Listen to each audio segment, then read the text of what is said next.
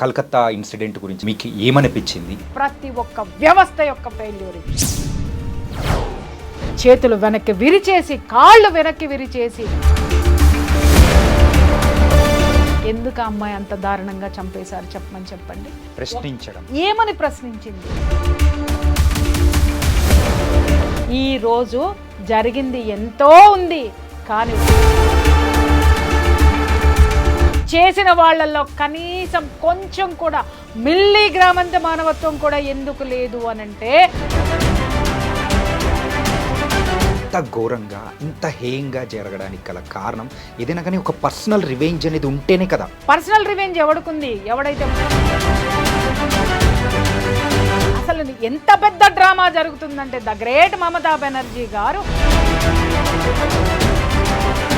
కోల్కతా ఖాళీ అని పిలిపించుకున్నావు, కానీ నిస్సిగ్గుగా ఆవిడ చర్యలు ఉన్నాయంటే ఒక ఆడదయ్యి ఉంది. Hi guys, welcome to I dream. నా పేరు చాణక్య. ప్రజెంట్ దేశంలో అట్టుడుగుతున్న టాపిక్ ఏదైనా ఉందంటే అది కలకత్తాలో జరిగిన ఒక దుర్ఘటన. అదేంటో కాదు, ఆర్జే కర్ మెడికల్ కాలేజ్లో ఒక మెడికో తనని కూడా అత్యాచారం చేసి హత్య చేసిన దుర్ఘటనతో ఇప్పుడైతే ప్రజెంట్ చాలా హీట్ ఆఫ్ ద మూమెంట్ ఉంది. మరి వీటి గురించి మరి ప్రియా చౌదరి గారు కూడా ఏమంటారో ఆవిడని అడిగి తెలుసుకుందాం. నమస్తే మ్యామ్. నమస్తే. Welcome to I dream media. Thank you. And issue గురించి ఎక్కువగా మాట్లాడకూడదు అని అనుకుంటున్న ప్రతి ఒక్కసారి కలకత్తా ఇన్సిడెంట్ గురించి అయితే దీని గురించి మాట్లాడాలి, ప్రజలకు మాత్రం ఖచ్చితంగా తెలిసి తీరాలనే ఉద్దేశంతోనే మిమ్మల్ని కూడా తీసుకొని వచ్చి ఇక్కడ కూర్చోబెట్టి ఈ ఇన్సిడెంట్ గురించి మాట్లాడించాలనుకుంటున్నాం మేడం. అసలు ఈ ఇన్సిడెంట్ విన్న తర్వాత అండ్ మీకు ఏమనిపించింది, దీని మీద మీ వ్యూస్ ఏంటో కూడా తెలియాలనుకుంటున్నాం. ఏమనిపించింది అనేది మీరు అడిగారు, చూసారా?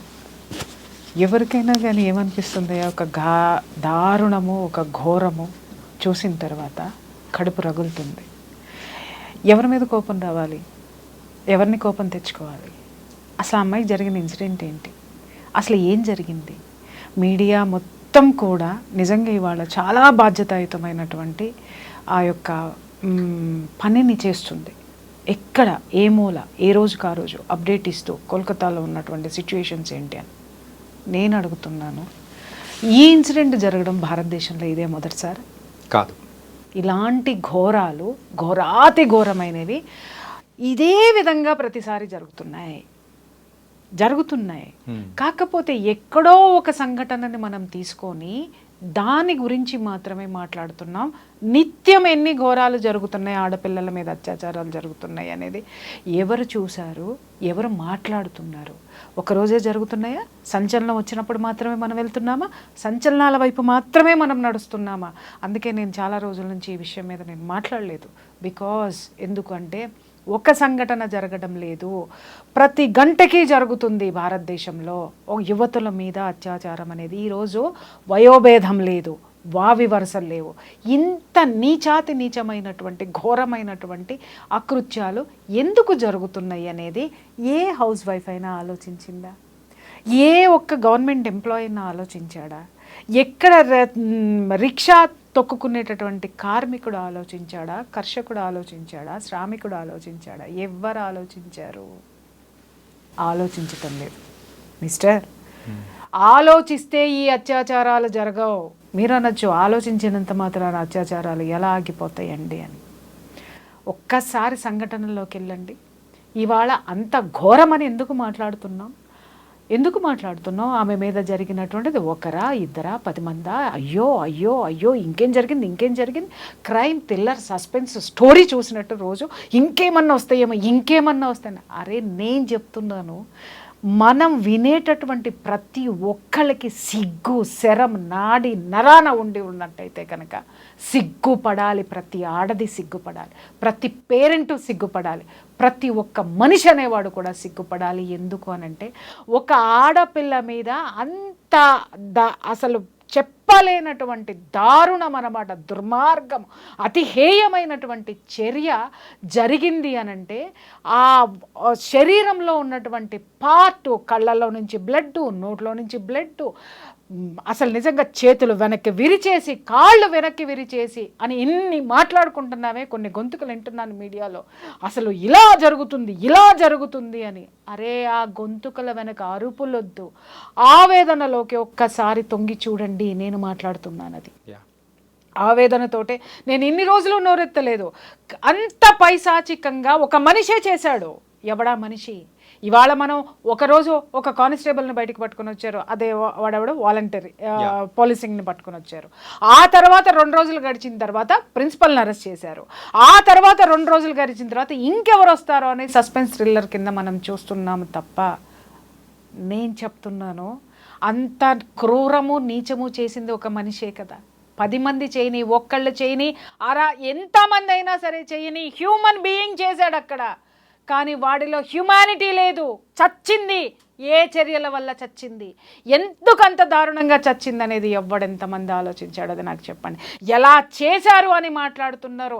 అలా చెయ్యడానికి వాళ్ళలో అంత రాక్షసత్వం రావడానికి ఏ కారణమో, ఎవడు కారణం అంటే నువ్వు, నేను, మీడియా, భారతదేశంలో ఉన్నటువంటి పరిపాలనా వ్యవస్థ, రక్షణ వ్యవస్థ, పోలీసు యంత్రాంగం, ప్రతి ఒక్క వ్యవస్థ యొక్క ఫెయిల్యూర్ ఇది. ఎక్కడి నుంచి వచ్చింది అంత రాక్షసత్వం ఒక మనిషిలో? ఎలా వచ్చింది? కనీసము మన తల్లి అయినా సరే, అతి దుర్మార్గుండి అయినా సరే, ఒక చెంప దెబ్బ కొట్టంగానే తల్లి మనసు కదా అమ్మో అని అనుకుంటుంది. కానీ ఆ కొడుకు చేసినటువంటి తప్పిదానికి ఆ యొక్క పశ్చాత్తాపం కోసం ఆవిడ వెయిట్ చేస్తుంది. అలాగే ఒక దుర్మార్గుండి అయినా సరే, మనం 4 దెబ్బలు కొట్టిన తర్వాత 5వ దెబ్బకి చచ్చిపోతాడని మనలో ఒక మానవత్వం అనేది వస్తుంది. కానీ చేసిన వాళ్ళల్లో కనీసం కొంచెం కూడా మిల్లీగ్రామంత మానవత్వం కూడా ఎందుకు లేదు అనంటే, వాడి శరీరంలో వాడు తీసుకున్నటువంటి మత్తు పదార్థాల యొక్క ప్రభావం అది. మీకు తెలుస్తుందా? స్కూల్స్ దగ్గర నుంచి నిన్న మొన్న చూసాం, సెలబ్రిటీస్ ఈవెంట్స్ వరకు కూడా డ్రగ్స్. ఎలా చూస్తున్నాము? భూతం కాదు, ఇంకా ఏదైనా ఒక పేరు పెట్టండి, డిక్షనరీలో వెతికి పెట్టండి. భూతం అంటే భూతానికి కనీసం వైద్యం ఉంది, కానీ దీనికి వైద్యం ఎక్కడ లేదు. దీని కూకటి వేళ్లతో సహా పెకిలించే ధైర్యం కానీ, పెకిలించే సామర్థ్యం మన యొక్క పాలనా యంత్రాంగానికి లేదా? దీనిని పారద్రోలేటటువంటి ఆ యొక్క వ్యతిరేకత కానీ, ఉద్యమం కానీ, ఆ బలమైనటువంటి ఆకాంక్ష కానీ జనంలో లేదా? ప్రతి ఒక్కడు పిరికివాడిలాగా ఎందుకు బతుకుతున్నాడు? మనది ఒక బతికేనా? శ్రీశ్రీ గుర్తొస్తున్నాడు. కుక్కల వలె నక్కల వల్ల మనది ఒక బ్రతికేనా? సందులలో పందుల వలె బ్రతుకు వ్యధ, చదువు వృధా, మనమంతా గానుగులం పీనుగులం అని చెప్పేసి అని మాట్లాడాడే. ఇది వాస్తవం, నిజం ఇదే. ఎంత చదువుకున్నామో, లక్షల ప్యాకేజీలు తెచ్చుకుంటున్నామో, బాహాటంగా కార్లు చూడండి. ఇవాళ భారతదేశంలో చూస్తే మనిషి నడవడానికి ప్లేస్ లేనంత కార్ల విలాసవంతమైనటువంటి జీవితాల్లో మనం ఉన్నాం. కానీ ఇక్కడ మానవత్వం అనేది అటువంటిది కోల్పోయాం. మనిషిమి అనేటటువంటి మర మనుషులమైపోయాము. మరలతోటి మనం అంతా కూడా ఆ యొక్క దాన్ని ఏమంటారు, సహచర్యం చేసుకుంటూ ఆ యొక్క దీన్ని కూడా మనలో పెట్టేసుకున్నాం. ఎవడికి ఎవడు పట్టదు. వాడు నువ్వు కారు కొనుక్కున్నావంటే నేను డబల్గా ఇంకేం కారు కొనుక్కోవాలని ఆలోచిస్తున్నావు. లేదు నువ్వు ఒక బిల్డింగ్ కొన్నావనంటే నీకంటే గొప్పగా నేను ఎలా సంపాదించాలి, ఆ సంపాదన ఎలాగైనా సంపాదించాలి. ఇక్కడ కోల్కతాలో జరిగినటువంటి విషయం కూడా ఎందుకు అమ్మాయి అంత దారుణంగా చంపేశారు చెప్పమని చెప్పండి. ప్రశ్నించడం వల్ల. ఏమని ప్రశ్నించింది? నీకు నాకు లేనటువంటి ధైర్యమో, ఎవ్వడికి లేనటువంటి ధైర్యం, ఒక మగాడికి లేని ధైర్యం, ఒక పోలీసు యంత్రాంగం అరికట్టలేనటువంటి ఆ యంత్రాంగంలో లేనటువంటి నిబద్ధత, నిజాయితీ, గుండె ధైర్యం ఒక ఆడపిల్లలో వచ్చింది. ఆ హాస్పిటల్లో జరిగేటటువంటి అకృత్యాలని క్వశ్చన్ చేసింది. ఏ అకృత్యాలు జరుగుతున్నాయి అక్కడ ఉన్నటువంటి ఆ ట్రైనీ డాక్టర్స్ తోటి అక్కడ ఒక సెక్స్ రాకెట్ నడుస్తుందని విన్నాం. మాదక ద్రవ్యాలు, మత్తు పదార్థాలు భయంకరంగా అక్కడ బిజినెస్ జరుగుతుందని విన్నాం. ఆ బిజినెస్ని ఆ అమ్మాయి ఎప్పటికప్పుడు కూడా అక్కడ జరిగేటటువంటి వాటిని క్వశ్చన్ చేసింది. ఎందుకు క్వశ్చన్ చేసింది మాస్టర్? ఎందుకు క్వశ్చన్ చేసింది? నేను మనిషిని, ఈ అకృత్యం నా చుట్టూ జరగకూడదు. నేను ఒక వైద్యం చేసేటటువంటి వైద్యురాలిని, సమాజంలో ఇలాంటివి జరగకూడదు అని సామాజిక బాధ్యత.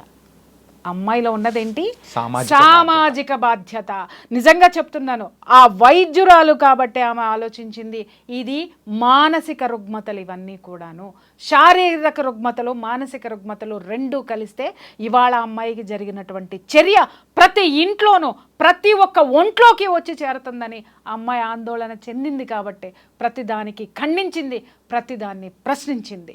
ఇక్కడ నేను ఒక్క విషయం నేను అడుగుతున్నాను, ప్రశ్నించినంత మాత్రాన ఆ అమ్మాయిని అంత భయంకరంగా చంపేశారు, ఇది వాస్తవం. ప్రశ్నించకూడదు అని మనం ఈ రోజు నుంచి నోళ్ళు మూసేసుకుంటాం. మన పిల్లలందరికీ తల్లులు చెప్పేస్తారు, ఒరే ఏం జరిగినా నోరు మూసుకొని కూర్చో, అమ్మా నీకేం జరిగినా నువ్వు పట్టించుకో మాకు, నువ్వు కళ్ళు మూసుకొని చూస్తావు అని అంటున్నావు. ప్రతి తల్లి నేను చెప్తున్నా, నువ్వు పంపించేటటువంటి నీ బిడ్డని చదువుకి పంపించేటటువంటి ఇన్స్టిట్యూషన్స్ అన్నీ ఆల్మోస్ట్ ఇలాగే ఉన్నాయి. నీ బిడ్డ ప్రశ్నించకూడదు, నువ్వు ప్రశ్నించకూడదు, కానీ రేపొద్దున ఇవాళ అమ్మాయి ప్రశ్నించినందుకు జరిగిందని మనం మాట్లాడుకుంటున్నామే, రేపొద్దున పక్కన ఉన్న వాళ్ళకు కూడా ఈ జాడ్యం అంటుకుంటుంది, అలాగే ఇది వచ్చి చేరుతుంది అనేటటువంటి ఆలోచన ప్రతి తల్లికి ఎప్పుడైనా వచ్చిందా? రావాలి, వచ్చి తీరాల్సిన అవసరం ఉంది. ప్రతి ఒక్క తండ్రి పెద్ద కాలేజీలు ఎక్కడున్నాయి, పెద్దవి ఎక్కడున్నాయి, ఎక్కడ అదేంటి ఎంత పెద్ద డొనేషన్లు కట్టేసేసి కాలేజెస్లో జాయిన్ చేస్తున్నారు, స్కూల్స్లో జాయిన్ చేస్తున్నారు. ఎన్నో ఎపిసోడ్స్లో నేను వెతుకున్న స్కూల్ పిల్లల బ్యాగుల్లో మత్తు పదార్థాలు ఉంటున్నాయి, డ్రగ్స్ ఉంటున్నాయి, సిగరెట్స్ ఉంటున్నాయి, దాన్ని ఏమంటారు వీడు ఉంటుంది. ఇవన్నీ దయచేసి మీరు చెక్ చేయండి. ఇవాళ చిన్న పిల్లల బ్యాగుల్లో వస్తుంది. ఇంకొక ఘోరమైనటువంటి విషయం చెప్పమంటారా, 9th 10th క్లాసు పిల్లలు, మగ పిల్లలు అడల్టరీకి వెళ్తున్నారు. మీకు ఆ సంగతి తెలుసా? మీకు ఎవరికైనా ఎందుకు వెళ్తున్నారు అని ప్రశ్నించండి బాస్. ఎందుకు వెళ్తున్నారు అని అంటే ఇలాంటివి వాళ్ళ శరీరంలోకి వెళ్ళి వాళ్ళ హార్మోన్స్ కంట్రోల్లో ఉండడం లేదు. ఇవాళ చూడండి, నిజంగా సమాజానికి తెలియనటువంటి నిజాలు వాస్తవాలు ప్రతి పేరెంట్ తెలుసుకొని చావండి. ఎందుకంటే మీరు సంపాదించే లక్షలు కోట్లు తీసుకెళ్ళి ఎవరికి పోస్తున్నారు? అరే మీ పిల్లల్ని మీరు పట్టించుకోలేనంతగా, పిల్లల్ని సంస్కరించుకోలేనంతగా, ఒక భావి భారత పౌరుణ్ణి తయారు చేసేటువంటి సంస్కారం లేనటువంటి సంపాదనని మనం తీసుకొని ఈరోజు చంపినటువంటి 60 మందా 10 మందా 2 ముగ్గురా అని అంటున్నారే, ఆ ముగ్గురులో రేపొద్దున మన కొడుకు ఉండబోతున్నాడు. ఈ దౌర్జన్యానికి గురైనటువంటి ఆ ఆడపిల్ల ఎవరైతే ఉందో, ఆడపిల్లలో మన ఆడపిల్ల ఏమన్నా ఉంటుందేమో ఒక్కసారి ఆలోచించాల్సినటువంటి అవసరం ప్రతి గుండెకి ఉంది, ప్రతి తల్లిదండ్రులకి ఉంది. ప్రతి తల్లిదండ్రులు ఆలోచించి తీరాలి. ఈ రోజు ఉద్యమాలు ఉన్నాయా ఎక్కడైనా, ఏ రాష్ట్రంలోనైనా? ఉద్యమాలను జరగనివ్వట్లేదు. ఒకప్పుడు ఎందుకు జరిగాయి మిస్టర్, ఇప్పుడు ఎందుకు జరగనివ్వడం లేదు అని అంటే ఎవడికి తీరిక లేదు ఉద్యమాలు చేసే తీరిక, ఎవడికి పక్కవాడి గురించి పట్టించుకునే తీరిక లేదు, ఎవడికి సమాజం గురించి ఆలోచించాల్సిన అవసరమే లేదు. ఎప్పుడు వీడికి ఒక గగ్గోలెత్తుతాడో తెలుసా? నా ఇంట్లోకి వచ్చినప్పుడు. ఈరోజు నా దగ్గరికి చాలా మంది ఫ్యామిలీ కౌన్సిలింగ్ వస్తున్నారు. ఏమండి ఇంత జరుగుతున్నా మా బంధువులు పట్టించుకోవట్లేదండి. నువ్వెప్పుడైనా పట్టించుకున్నావా నీ బంధువుల్ని? ఏమండి ఇంత జరుగుతున్నా మా పక్కింటి వాళ్ళే నన్ను ఇలా చేస్తున్నారండి. సమాజంలో ఇది వేళ్ళు వండుకున్నప్పుడు ఎప్పుడైనా నువ్వు నోరు తెరిచావా? నీ దగ్గరకు వచ్చినప్పుడు మాత్రం సమాజం కావాలి, నీ దగ్గరకు వచ్చినప్పుడు మాత్రం బంధువులందరూ కావాలి. బట్ నువ్వు చేయాలనుకున్నప్పుడు సమాజం అక్కలా, బంధువులు అక్కలా, నీ నెక్లెస్ నీకు కావాలి, నీ కారు నీకు కావాలి, నీ విలాసాలు నీకు కావాలి, నీ స్వార్థం నీకు కావాలి, నీ కొడుకు మాత్రమే ఉండాలి, నీ కూతురు మాత్రమే ఉండాలి. సింపుల్గా చెప్పాలంటే సామాజిక బాధ్యతను మొత్తం కోల్పోయి కేవలం స్వార్థంతోనే ముందుకెళ్తున్నారు తప్ప మానవత్వం అనేది లేకుండా వెళ్ళిపోతున్నారు. 100% నేను చెప్తున్నా. మీకు చాలా మంది అడుగుతున్నారు సామాజిక బాధ్యత ఎందుకు ఉండాలని. అరే సమాజంలో నీతి ఉంటేనే నువ్వు బతుకుతావు ప్రాణాలతో. ఆ నీతిని నువ్వు ఏది పెంపొందిస్తావో, నువ్వు ఏది సమాజానికి ఇస్తున్నావో అది రేపొద్దున వచ్చి నీ ఇంట్లో కూర్చుంటుంది. నువ్వు దౌర్జన్యాన్ని ప్రోత్సహించావు, నాకెందుకులే అని మూసుకొని పిరికి బందలాగా లోపల కూర్చున్నావా? ఆ యొక్క దౌర్జన్యం పెరిగి పక్కింటి వాడికి దగ్గరకు వచ్చింది, ఊళ్ళోకి వచ్చింది, పక్క రోడ్లోకి వచ్చింది, పక్కింట్లోకి వచ్చింది, నీ ఇంట్లోకి వస్తుంది. నెక్స్ట్ నువ్వే టార్గెట్. అది నీ వరకు రాదు అని మాత్రం దయచేసి ఆలోచించకండి. పిచ్చి జనాలు, పిచ్చి కథలు, పిచ్చి వ్లాగ్స్. నిజం చెప్తున్నాను కదా, ఈ సోషల్ మీడియా వచ్చిన తర్వాత జ్ఞానం ఎంత ఉందో అజ్ఞానం 10 ఉంది. దానిలో విచ్చలవిడితనం ఉంది. ఎవడు ఎంత నీచంగా పోస్టులు పెడితే, ఎవడు ఎంత నీచంగా మాట్లాడితే, నిన్నగాక మొన్న కూర్చున్న ఒక దరిద్రమైనటువంటి విషయం అన్నమాట. ఒక ప్రజాప్రతినిధి ఒక అక్రమ సంబంధం పెట్టుకుంటే వాళ్ళను కూర్చోబెట్టి రోజుల తరబడి ఇంటర్వ్యూలు, ఒక అమ్మ సిగ్గుపడుద్ది, ఒక అమ్మ ఆవేశపడుతుంది, ఒకడేమో ఆవేశపడాలో సిగ్గుపడాలో అర్థం అర్థం కాక దేభ్యం ముఖం వేసుకొని వాడి సమాధానాలు చెప్తున్నాడు. ఈ దౌర్భాగ్యాన్ని సమాజం మీదకి పెట్టేటటువంటి వాళ్ళకి ఏమన్నా సామాజిక బాధ్యత ఉందా? ఇది సమాజాన్ని భ్రష్టు పట్టించేదా? ఒక వార్త వేసి తీసి అవతల అది వాళ్ళ కుటుంబ విషయం. కుటుంబ విషయాన్ని రోడ్డుకి ఇచ్చుకున్న తర్వాత ఏది చెప్పాలి, ఎవరి తరపున నిలబడాలి మీడియా? సమాజంలో ఇది ఎలాంటి దౌర్భాగ్యమైనటువంటి సిచ్యుయేషన్స్ తీసుకెళ్తుంది, కుటుంబ బంధాలని ఎలా విచ్ఛిన్నం చేస్తుందని మాట్లాడుకోవడం మానేసి అలా మాట్లాడారా, మీరు ఏం పాట పాడారు, మీరు ఏ కన్ను గీటారు, మీరు ఎక్కడ పట్టుకున్నారు, మీరు పడుకున్నారా లేదా, ఇంత నీచమైనటువంటివి మాటలు మాట్లాడుకుంటూ ఇదే ధోరణిని పెంచుకుంటూ పోతున్నారంటే ఇవే జరుగుతాయి మిస్టర్. అడిగి ఎందుకు జరిగింది ఈ అమ్మాయికి అనంటే మనమంతా అక్రమ సంబంధాలు ఎలా ఉన్నాయి, అవి అక్రమ సంబంధాలు కాదు, వీడు గొప్పగా బతికేస్తున్నాడు, నాకొక వీడియో కావాలి, నాకొక ఎపిసోడ్ కావాలి అని చెప్పేసి అని పుంకాలుగా తీసి అవతల బారేసి మనం మాట్లాడుతుంటే ప్రశ్నించే గొంతుక ఒక్కటే అయిపోయింది అక్కడ. ఈ గొంతుకలన్నీ దేని చుట్టూ తిరుగుతున్నాయి? నా వ్యూస్ ఎలా వస్తాయి? అక్రమ సంబంధాల మీద వస్తాయి, పోర్న కంటెంట్ మీద వస్తాయి, లేకపోతే ఇంకేదన్నా దాష్టికాలు చేస్తే వస్తాయి, ఇంకేంటి బెట్టింగ్ యాప్లు చేస్తే నాకు డబ్బు వస్తాయి. ఇలాంటి అరాచకాలు పెంపొందిస్తుంటే బెట్టింగ్ యాప్లు ప్రమోట్ చేసే వాళ్ళని కూడా స్టూడియోల్లో కూర్చోబెట్టి హీరోలుగా చూపించినంత కాలం, ఈ దౌర్భాగ్యం నడిచినంత కాలం ఆ బెట్టింగ్లో వచ్చేటటువంటి మనీ ఎక్కడికి వెళ్తుంది బాస్? ఎవరి చేతుల్లోకి వెళ్తుంది? ఎవరు నడుపుతున్నారు దాన్ని నిలబెట్టుకోవడానికి అక్కడ ఎన్ని దౌర్జన్యాలు ఉన్నాయి. దాన్ని కంట్రోల్ చేయట్లేదు ప్రభుత్వం. ఎందుకు కంట్రోల్ చేయట్లేదు? ఇవన్నీ కూడా ఒకదానికొకటి ప్రపంచం మొత్తం డబ్బు వెనక పడుతుంది. ఎవ్వరూ కూడా ఆ అమ్మాయి వెనక లేరు. చట్టం లేదు, కేవలం న్యాయస్థానం మాత్రమే ఉంది. అక్కడ కూడా నిజంగా చెప్తున్నాను, ఆ జస్టిస్కి నిజంగా చేతులెత్తి మొక్కాలి. ఆ ధర్మాసనంలో ఆ వాళ్ళు సుమోటోగా కేసు తీసుకొని ముందుకు నడిపించడం వల్ల హైకోర్టు జడ్జి నిజంగా 10 కాలాల పాటు ఇంకా ఆయన ఎన్నిటినో ఈ యొక్క సామాజిక రుగ్మతల్ని రూపుమాపడానికి ఇంకా ఇలాంటి వాళ్ళు ముందుకు రావాలి. ఆ ఒక్క దీని వల్లనే ఆ సంఘటన బయటకు వచ్చింది కాబట్టి ఇవాళ మన గొంతుకలు మాట్లాడుతున్నాయి. లేదు అనంటే ఎవ్వడికి పట్టనటువంటి విషయము. చాలామంది చూస్తున్నాను నేను, ఇది చాలా ఘోరం, వాడికి ఎలాంటి శిక్ష పడుతుంది, ఏమవుతుంది, వాడు బయటికి రాడు, వాడు అలా చేస్తాడు. ఎందుకు అనంటే ఇక్కడ అమ్మాయికి అన్యాయం జరిగిందని మాత్రమే స్లోగన్ ఉంది కాబట్టి వాడికి శిక్ష పడుతుంది. ఎన్ని సంవత్సరాలు శిక్ష పడుతుంది, వాడికి బెయిలే రాకూడదు అని మాట్లాడుతున్నారు. అయ్యల్లారా అమ్మల్లారా, ఎంతమంది ఇలాంటి కేసులు వస్తే బెయిల్ ఇవ్వడానికి ముందుకొస్తున్నారు మీరు? నేను అడిగాను అనుకోండి, అది మా ప్రొఫెషన్ అంటారు, కాదని అనట్లా. నీ సామాజిక బాధ్యత ఏది? ఈరోజు మీరు ఇలాంటి వాళ్ళకి బెయిల్ ఇప్పించి రోడ్ల మీద వదిలేయబట్టి కాదా ఈరోజు ఒక ఆడపిల్ల అతి క్రూరంగా, అతి నీచంగా, అతి హేయంగా బలైపోయింది ఈ సమాజంలో? మీకు బాధ్యత లేదా? న్యాయాన్ని కాపాడాల్సిన బాధ్యత లేదా? దుర్మార్గాన్ని అడ్డుకోవాల్సినటువంటి బాధ్యత లేదా? ఈ యొక్క చట్టంలో ఉన్నటువంటి ఈ వెసులుబాటులు, ఈ లొసుగుల వల్లనే కదా ఈరోజు జరిగింది. ఎంతో ఉంది, కానీ ఒక్కడో ఇద్దరో మాత్రమే ఎందుకు బయటకు వచ్చారు? చట్టం కల్పించినటువంటి ఈ యొక్క వెసులుబాటు కాదా వాడు తప్పించుకోవడానికి? లొసుగులు కాదా వాడు తప్పించుకోవడానికి? ఆ లొసుగుల్ని సమాజానికి 1కి 10 సార్లు చెప్పేటటువంటి సోకాల్డ్ వాళ్ళు కాదా? చెప్పండి. కాపాడాల్సినటువంటి వాళ్ళు ఎటువైపు వాదన మనకి ఉండాలి?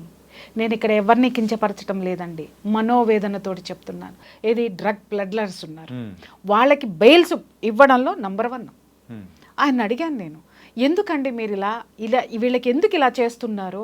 ఇది మళ్ళీ సమాజంలోకి వీళ్ళని తీసుకురావడం వల్ల వాడు ఊరుకోడు, మళ్ళీ ఇదే బిజినెస్ చేస్తాడు. సమాజానికి చేటు కాదా? సమాజానికి మీరు చేస్తున్నటువంటి ఒక మైనస్ కాదా అని చెప్పేసి అని నేను అడిగితే ఎంత చక్కటి సమాధానం చెప్పారో, నవ్వాలో ఏడవాలో నాకు అర్థం కాలేదు. ఏంటి అని అంటే, మనం ఇవ్వకపోతే ఇంకొకళ్ళు ఇస్తారండి. ఏం సమాధానం చెప్పాలి చెప్పండి? సామాజిక బాధ్యత, న్యాయం వైపు ఉంచండి. ప్రతి ఒక్కడి వైపు న్యాయం ఉండాలి, కానీ మీకంటూ న్యాయం ఉండద్దా? మనస్సాక్షి ఉండద్దా?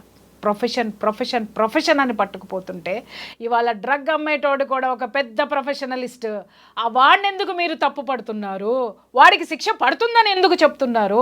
మరి వాడిని బయటికి తీసుకొచ్చే వాళ్ళు ఎవరు? వాళ్ళని కాపాడే రాజకీయ పార్టీలు, రాజకీయ నాయకులు. ఇవాళ మొత్తం అంతా కూడా కోల్కతాలో ఏం జరుగుతుంది? అసలు ఎంత పెద్ద డ్రామా జరుగుతుందంటే ద గ్రేట్ మమతా బెనర్జీ గారు, ఆవిడే హోంమంత్రి, ఆవిడే చీఫ్ మినిస్టర్, హోంమంత్రి, వైద్య శాఖ మంత్రి, ఆవిడ అదంటే ఒక సామెత ఉంది, ఉల్టా చోర్ కొత్వాల్కో డాటే అని. దొంగ పోలీసుని దొంగ అని చెప్పేసి వెనకబడి కొట్టినాడంట. ఆ విధంగా ఏమైపోయిందంటే ఈవిడ ముఖ్యమంత్రి సీట్లో కూర్చుంటేనో, లేకపోతే హోమ్ మినిస్టర్ సీట్లో కూర్చుంటానో, ఆరోగ్య శాఖ మంత్రి సీట్లో కూర్చుంటేనో ఎక్కడ ఈ విషయం మీద చర్యలు తీసుకోవాల్సి వస్తుందో, పొరపాటున న్యాయం చేయాల్సి వస్తుందో అనేది ఆ కుర్చీ గబక్కన దిగేసి రోడ్డు మీద పడిపోయి ఆవిడ ఉద్యమాలు చేస్తుంది. నాకు అర్థం కాక అడుగుతాను, మిస్టర్ దీదీ, కోల్కతా ఖాళీ అని పిలిపించుకున్నావు, కానీ కాగితపు ఖాళీ. నేను చెప్తున్నాను, నలుపు రంగు పూసుకున్నటువంటి అనైతికమైనటువంటి ఆ యొక్క పరిపాలన, అవినీతి పరిపాలన పూసుకున్నటువంటి, నలుపు రంగు పూసుకున్నటువంటి మనిషిగా ఈరోజు నువ్వు కనిపిస్తున్నావు జనాలందరికీ కూడా. రోడ్డు మీదకి ఎందుకు వస్తావు? చట్టం చేసేది నువ్వు, చట్ట సభలో నువ్వు ఉన్నావు, చట్ట సభకి ప్రాతినిధ్యం వహిస్తున్నటువంటి ముఖ్యమంత్రివి. రాష్ట్రాన్ని నువ్వు తలుచుకుంటే నువ్వు ఒక హోమ్ మినిస్టర్కి అత్యవసరమైనటువంటి చర్యలు తీసుకునేటటువంటి స్పెషల్ ఇవి ఉంటాయి, రైట్స్ ఉంటాయి. అసలు అవన్నీ ఎక్కడికి పోయినాయి? అవన్నీ వదిలేసేసి ఎంత తెలివిగా ఆవిడ రోడ్డు మీదకి వచ్చేసేసి ఎవరిని కాపాడుతుంది మిస్టర్? అండ్ ఇంకొక విషయం కూడా చెప్పాలి, ఎవరిని కాపాడుతుంది? ఇక్కడ నేరస్తుల్ని కాపాడడానికి సాక్షాత్తు ముఖ్యమంత్రి రోడ్డు మీదకి వచ్చి న్యాయం జరగాలి. అరే నువ్వే తల్లి న్యాయం చేయాల్సింది. కాల్చవతల పారేస్తావో, ఉరిశిక్ష వేస్తావో, న్యాయస్థానాలకి రిక్వెస్ట్ చేస్తావో, ఏం చేస్తావో చేయవలసినటువంటి నువ్వు ఎంత నిస్సిగ్గుగా ఆవిడ చర్యలు ఉన్నాయంటే, ఒక ఆడదయ్యుండి నిజంగా సిగ్గుపడుతున్నాను నేనైతే మాత్రం. ఆవిడకి నిజంగా బంధం విలువ తెలియదా? లేకపోతే ఆవిడ తల్లి మాతృత్వం యొక్క విలువ ఆవిడకి తెలియదా? ఆవిడ అసలు ఒక ఆడదేనా అని నేను అడుగుతున్నాను. ఎందుకంటే ఎంతటి ఆడదానిలోనైనా ఒక మాతృత్వం అనేది ఉంటుంది. ఆ మాతృత్వపు ఛాయల్ని కూడా చంపుకొని తిరుగుతున్నటువంటి ఇలాంటి కోహనా మేధావులన్నీ పిలువబడేటటువంటి వీళ్ళని, పరిపాలకుల్ని మనం ఏమందామయ్యా? అండ్ ఇంకొకటి ఏంటంటే, సో మీరు ఇందాక రాజకీయ యాంగిల్ వరకు మీరు మాట్లాడారు కాబట్టి ఒకటి అడుగుతున్నా మేడం. ఇప్పుడు ఎప్పుడైతే ఇష్యూ అనేది కూడా, సో కోల్కతా వరకు ఆ పోలీసుల వరకు ఉన్న చర్యలు ఆ టైంలలో కూడా ఇంత హైప్ అనేది రాలేదు. ఎప్పుడైతే న్యాయస్థానం అనేది కూడా సిబిఐ వాళ్ళకి ఇచ్చిందో, దానిలో కొత్త వెలుగులు అనేది కూడా వస్తున్నాయి. అప్పుడు మీరు అన్నట్టు దీదీ అనేది కూడా వచ్చి ప్రొటెస్ట్ చేయడం అనేది కూడా మొదలుపెట్టింది. ఇలాంటి ప్రొటెస్ట్ నీట్గా శాంతియుతంగా జరుగుతున్న టైంలో ఆర్జే కర్ మరి ఆ హాస్పిటల్ ముందు చేస్తున్న ఆ జూనియర్ డాక్టర్లు కానీ సపోర్ట్ చేస్తున్న వాళ్ళ మీద సమ్ పర్సన్స్ ఎవరెవరో వచ్చి రిటర్న్లో దాడి చేయడం ఏంటి మేడం ఇది? నేను ఇక్కడ ఇందాకే చెప్పా, ఎవరు హోమ్ మినిస్టర్ ఎవరు, ముఖ్యమంత్రి ఎవరు, హోమ్ మినిస్టర్ ఎవరు, ఆరోగ్య శాఖ మంత్రి ఎవరు? ఇక్కడ ఈ కేసుకి సంబంధించినటువంటి 3 కీలకమైనటువంటి శాఖలు ఆవిడ దగ్గరే ఉన్నాయి.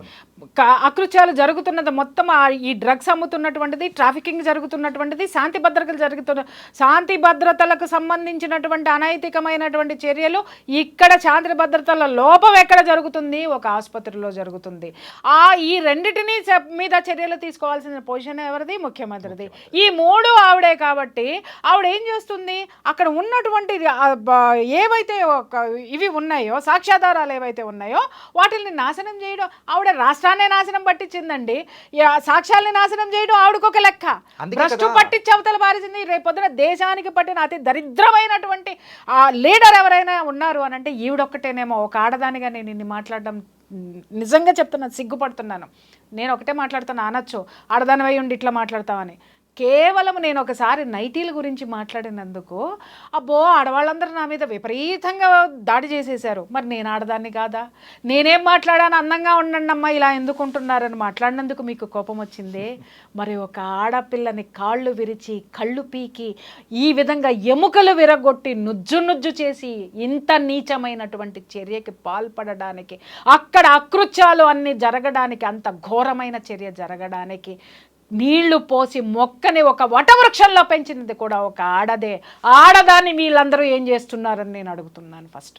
అండ్ పోస్ట్ మార్టం రిపోర్ట్ కూడా ఒకసారి చూస్తే నియర్లీ 14 దెబ్బలు, అంటే 14 రకాలమైన దెబ్బలు అనేది కూడా అమ్మాయి ఒంటి మీద కూడా ఉన్నాయి. ఇంత ఘోరంగా ఇంత హేయంగా జరగడానికి గల కారణం ఏదైనా కానీ ఒక పర్సనల్ రివెంజ్ అనేది ఉంటేనే కదా. అదే నేను ఇందాక అంతే, నుంచి ఇందాక అదే. మాట్లాడింది అదే కదయ్యా. ఆ. పర్సనల్ రివెంజ్ ఎవరికుంది? అక్కడ డ్రగ్స్ అమ్మేటోడుకుంది. పర్సనల్ రివెంజ్ ఎవడుకుంది? అక్కడ ఆ సెక్స్ రాకెట్ నడిపేటటువంటి వాడికి ఉంది. పర్సనల్ రివెంజ్ ఎవడుకుంది? ఎవడైతే ప్రశంసబడుతున్నాడో వాడికి ఉంది. ఆ చుట్టూ ఉన్నటువంటి వాడు నడిపేటటువంటి వ్యవస్థలో ఉన్నటువంటి ప్రతి ఒక్కళ్ళకి కూడా గ్రడ్జి ఉంది. కాబట్టి వీళ్ళందరూ కలిసి పన్నినటువంటి పన్నాగంలో ఆవిడ బలి అయిపోయింది. ఆ అమ్మాయి బలి అయిపోయింది. ఈరోజు ఆ అమ్మాయి మనందరి కోసం పోరాడి చనిపోయింది. మనందరి కోసం ఈ సమాజం ఇలా ఉండకూడదు, ఈ సమాజం డ్రగ్స్ లేకుండా ఉండాలి, ఈ సమాజంలో ఆడపిల్లల్ని స్వంత లాభాల కోసం శారీరకంగా వాడుకుంటున్నారు, లైంగికంగా వాడుకుంటున్నారు అని చెప్పి ఎదిరించినటువంటి ధీర వీర వనిత ఆ పిల్లండి. మ్యామ్, న్యాయం జరుగుతుంది ఖచ్చితంగా. ఇంత పెద్ద అటెన్షన్ అనేది వచ్చింది, ప్రతి ఒక్కరు కూడా దీనికి న్యాయం జరగాలని వీ వాంట్ జస్టిస్ అంటూ ఉన్నారు. ఇదంతా బాగానే ఉంది. యాజ్ ఎ ఫ్యామిలీ కౌన్సిలర్గా సో మనం కూడా కొన్ని ఇలాంటి సమయంలో వింటూ ఉంటాం. సో కూతుర్ని పెంచడమే కాదు, కొడుకును కూడా పెంచడం అనేది కూడా మీరు నేర్పించాలి అని చెప్పేసి అంటూ ఉన్నారు. ఇలా కొడుకును పెంచేటప్పుడు సో తర్వాత తరానికి తల్లిదండ్రులు ఎలాంటి జాగ్రత్తలు చెప్పి పెంచితే బాగుంటుందని మీరు అంటారు? మీరు చెప్పండి. దిక్కుమాలినటువంటి కళ్ళు మూసుకుపోయినటువంటి ప్రేమలు తీసి పక్కన పెట్టండి. ఫస్ట్ తల్లిదండ్రులకి నేను చెప్తున్నాను, ఏమన్నా చావండి, నన్ను తిట్టుకున్నా నాకు ఫరక్ పడదు. ఒక్కటి మాత్రం చెప్తున్నాను, ఎవడైనా అమ్మ నీ కొడుకు డ్రింక్ చేస్తున్నాడనో, నీ కొడుకు సిగరెట్లు కాలుస్తున్నాడనో, నీ కొడుకు అమ్మాయిలకి లైన్ వేస్తున్నాడనో, లేదా నీ కొడుకు ప్రవర్తన బాగాలేదు లైంగికంగా వేధిస్తున్నాడని ఏ కన్న తల్లికైనా ఎవత్తైనా తీసుకెళ్ళి ఒక చిన్న కంప్లైంట్ ఇవ్వండి. ఆ తల్లి ఎట్లా రియాక్ట్ అవుతుందో మీ అమ్మాయిని అదుపులో పెట్టుకోండి. మావాడు మగాడు సిగరెట్లు కాలుస్తాడు, మావాడు పలానా వాడు ఇది కాలుస్తాడు, మావాడు చేస్తాడు, ఇలాంటి మనస్తత్వం ఉన్న వాళ్ళని తంతే. అలాగే తల్లుల్ని నేను కించపరుస్తున్నానని అనుకోకండి. నేను అందరినీ అనట్లేదు, అందుట్లో నేను కూడా ఒక తల్లిని నేను మాట్లాడుతున్నాను కదా. నా ఆవేశానికి చాలా కారణాలు ఉన్నాయి. నా ఆవేశానికి చాలా న్యాయబద్ధమైనటువంటి ఇది ఆవేదన ఉంది దాని వెనక. తండ్రులు ఉన్నారు, వాడు ఒక్కొక్కడు చెప్తున్న మదమెక్కిన తండ్రులు ఎంతమంది ఉన్నారంటే, కొడుకు తిరగడానికి డబ్బులు ఇస్తాడు, కొడుకు డ్రగ్స్కు బానిస అవుతున్నాడన్నా కూడా వాడిని తీసుకెళ్ళి 4 రోజులు రీహాబిటేషన్లో పెడతాడు, మళ్ళీ డబ్బిచ్చి మళ్ళీ పంపిస్తాడు. కొడుకు ఎక్కడ జాయిన్ చేస్తున్నాడు కొడుకుని, ఎక్కడైతే డ్రగ్స్ అమ్మబడునో, ఎక్కడైతే కండోమ్స్ బ్యాగుల్లో వేసుకుని తిరిగేటటువంటి స్కూల్స్లో విచ్చలవిడితనమైనటువంటి లైంగికపరమైనటువంటి ఆ యొక్క అలవాట్లు ఏవైతే ఉంటాయో, ఆ విశృంఖలత్వం ఎక్కడైతే ఉంటుందో ఆ స్కూల్లోనే చదవబడును, అక్కడే జాయిన్ చేస్తారు. ఈ మధ్యకాలంలో కూడా మనం ఒక 2 సంవత్సరాల పిల్ల మీద 2 నెలల తరబడి ఒక డ్రైవర్ లైంగికంగా అత్యాచారం చేస్తే ఆ తల్లిదండ్రులు ధైర్యం చేసి వచ్చి సమాజంలో చెబితే మిగిలిన పేరెంట్స్ ఏమన్నారు, ఆ స్కూల్ని మూసేయమని చెప్పి గవర్నమెంట్ ఆర్డర్స్ ఇస్తే మిగిలినటువంటి దౌర్భాగ్యపు దగులుబాజీ పేరెంట్స్ కొంతమంది ఏం మాట్లాడారో తెలిసిన, అయ్యో ఎవరో ఒకరికి జరిగితే ఆ స్కూల్ ఎందుకు మూసేస్తారండి, మా పిల్లలు ఎక్కడికి వెళ్ళాలండి. ముండమోపుల్లారా, ఇలాంటి అకృత్యము జరుపుతున్నది ఎవరు? ఆ ప్రిన్సిపల్ మాత్రమే కాదు, ఇలాంటి ప్రిన్సిపల్స్ క్యారెక్టర్స్ తెలిసినా కూడా ఆ విద్యా వ్యవస్థని వ్యాపార పరంగా నడిపేటటువంటి ఆ యొక్క యాజమాన్యాలు సైతం కూడా దీనికి కారణమే. ఆ విద్యాలయాల్లో వేళ్ళూనుకుపోయినటువంటి ఈ యొక్క సంస్కృతిని దూరంగా మీ పిల్లల్ని పెంచడం చేతకాని దద్దమ్మల్లారా, ఇలాంటి దద్దమ్మల వల్లనే ఇలాంటి మగపిల్లలు పుడుతున్నారు, ఇలాంటి అకృత్యాలకు పాల్పడుతున్నారు, ఇలాంటి చెడు అలవాట్లకి బానిసలవుతున్నా కూడా నోరు తెరవలేని చేతగాని దద్దమ్మలైనటువంటి పేరెంట్స్ ఉన్నాం ఇక్కడ. అందుకోసమే ఇక్కడ ఈ ప్రపంచంలో ఈ సమాజంలో మనం ఇవాళ ఎదుర్కొంటున్నాం. కుటుంబాన్ని వదిలేసాం, మనమంతా సమాజాన్ని వదిలేసాం, బంధువులను వదిలేసాం, డబ్బు డబ్బు డబ్బు అని పట్టుకుని తిరిగే నిమిషం కూడా మనశ్శాంతి లేకుండా బ్రతికే అతి గొప్ప జీవితాలు, ఈ దరిద్రమైన జీవితాలు ఎవరయ్యా ఉన్నాయంటే ఈరోజు మన జీవితాలే ఉన్నాయనడంలో ఎలాంటి సందేహం లేదు. అండ్ మీరు ఇంత కలకత్తా కాలిలాగా మాట్లాడడానికి సో ఇంత ఎమోషనల్గా కనెక్ట్ అయిపోయారని కూడా నాకు అనిపిస్తుంది ఈ ఇన్సిడెంట్ మీద. నేను కలకత్తా కాలినైతే ఈ ఇన్సిడెంట్లు ఇలా జరగవయ్యా, నిజం చెప్తున్నాను కదా, ఆవిడ ఇంకా కదలటం లేదండి అని నా ఆవేదన లోపల నుంచి. రోజు అదే అనుకుంటూ ఉంటాను అనమాట. ఏ కాళికాదేవి, ఏ అమ్మవారు ఆ త్రిశూలం పట్టుకుని అట్టాకే కూర్చుంటుందా? అది పట్టుకొని బయటికి రాదా? ఆడపిల్లలు జరుగుతుంటే పొడిచేయదా అని అనిపిస్తుంది. ఒక్కొక్కసారి అనిపిస్తుంది అదే నేను తీసుకుని పోయి పొడిచేద్దామని కూడా అనిపిస్తుంది. కానీ పొడిచిన తర్వాత నా మీద ఎపిసోడ్లు చేస్తారు. అంటే పొడిపించుకున్నాడు ఎంత దుర్మార్గుడో చెయ్యరు. ఎంత హత్య చేసినటువంటి ప్రియా చౌదరి ఏదో అంటారు చూసావా, అప్పుడు విక్టిమ్ నేనైతా. ఈ సమాజం మారాలి అని అంటే నేనొక్కదాన్నే త్రిశూలం పట్టుకుంటే సరిపోదు నాయనా.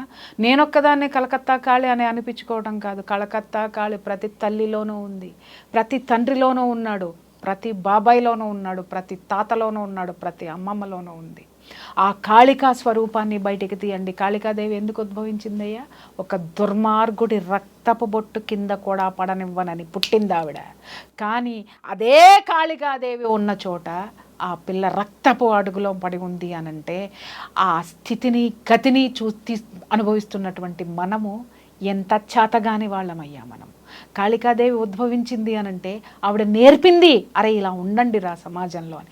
ఎందుకు చదువుకోవాలి, ఎందుకు మొక్కుతున్నావు పొద్దున్నే వెళ్ళిన తర్వాత ఆమెకి? ప్రతి దేవతకి ఎందుకు మొక్కుతున్నావు, ప్రతి దేవుడికి ఎందుకు దేవుడా దేవుడా నా కొడుకు వాళ్ళ డ్రగ్స్ డ్రగ్స్ తీసుకొని వచ్చినా నన్ను కొట్టకుండా చూడని మొక్కుకుంటున్నామా? దేవుడా దేవుడా మా అమ్మాయి బయటికి వెళ్ళింది, ఏ బాయ్ ఫ్రెండ్ని తీసుకురాకుండా ఉండండి మొక్కుకుంటున్నామా? దేవుడా దేవుడా నా మగుడు బయటికి వెళ్ళాడు, దేన్ని తెస్తాడో దాంతో కాకుండా నాతోటి ఉండమని మొక్కుకుంటున్నామా? లేదా దేవుడా నేను మాత్రమే బాగుండాలి, నా కుటుంబం బాగుండాలి, నా కొడుకు ఏం చేసినా, నా కూతురు ఎంత విచ్చలవిడితనంగా తిరిగినా, నేను ఏ దౌర్భాగ్యాలు చేసినా నన్ను ఎవడు పట్టుకోవద్దు, నా కుటుంబం జోలికి ఎవడు రావద్దు, నేను మాత్రమే రాజులాగా ఉండాలని వీడు కోరుకుంటున్నాడా? ఇలాంటి కోరికలతోటి మనం అడుగుతున్నాము. అందుకే దేవతకు కూడా విరక్తి పుట్టిందయ్యా. ఎవడి మీదకి వదిలేసిందంటే ఇవాళ సమాజంలో ఉన్న మన మీదకి వదిలేసింది బాధ్యత కలకత్తా కాళి. ఆ కలకత్తా జనమే తేల్చుకుంటారు. ఇప్పటికీ కూడా నేను ఎప్పుడూ ఒక మాట మాట్లాడుతూ ఉంటాను, ప్రకృతి అనేది మాత్రం ఏ రోజుకైనా విశ్వానికి ఛాలెంజ్లు విసరకు బ్రదర్. తిరిగి అది ఛాలెంజ్ విసిరితే తట్టుకోలేవు. కొన్ని వందల సార్లు చెప్పినా నేను ఈ మాట.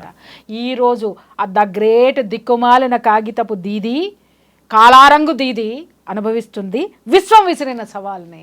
ఏ యాంగిల్ నుంచి ఎటు వచ్చినా కానీ సో దానికి వెనకల ఏ అంటే ఎవరుంటారు ఏంటి అనేది కూడా మీరు చాలా నీట్గా కూడా ఎక్స్ప్లెయిన్ చేసి చెప్పారు.